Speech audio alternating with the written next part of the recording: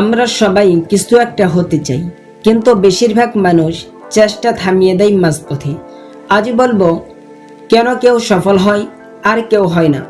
সফলতা ভাগ্যে আসে না, সফলতা আসে সঠিক কৌশলে।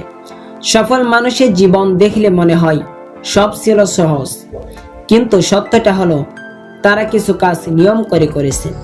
আল্লাহ কাউকে ব্যর্থ করে সৃষ্টি করেননি, আমাদের ভুল সিদ্ধান্তই আমাদের পিছিয়ে দেয়। আজ আমি আপনাকে বলবো এমন 5টি কৌশল যেগুলো আপনার জীবনকে ধীরে ধীরে বদলে দিতে পারে। নাম্বার 1, স্পষ্ট লক্ষ্য ঠিক করুন। লক্ষ্য ছাড়া মানুষ দেখহীন নৌকার মতো। আজই ঠিক করুন আপনি 1 বছর পরে নিজেকে কোথায় দেখতে চান। যার লক্ষ্য পরিষ্কার তার পথ নিজে থেকেই তৈরি হয়ে থাকে। 2, সময়কে শত্রুনা বন্ধু বানান। সফল মানুষ সময় নষ্ট করে না, সময়কে কাজে লাগান। প্রতিদিন অন্তত 1 ঘন্টা নিজের স্বপ্নের জন্য দিন। 3, ব্যর্থতাকে ভয় পাবেন না। ব্যর্থতা শেষ নয়, ব্যর্থতাই সফলতার সিঁড়ি।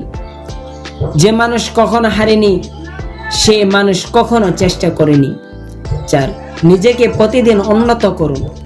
প্রতিদিন 1% হলেও নিজেকে উন্নত করুন।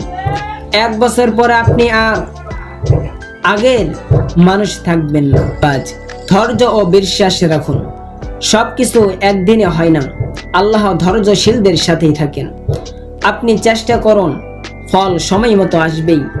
এই 5টি কৌশল যদি আপনার ভালো লাগে তাহলে লাইক দিন, শেয়ার করুন এবং এমন আরো ভিডিও পেতে চ্যানেলটি সাবস্ক্রাইব করুন।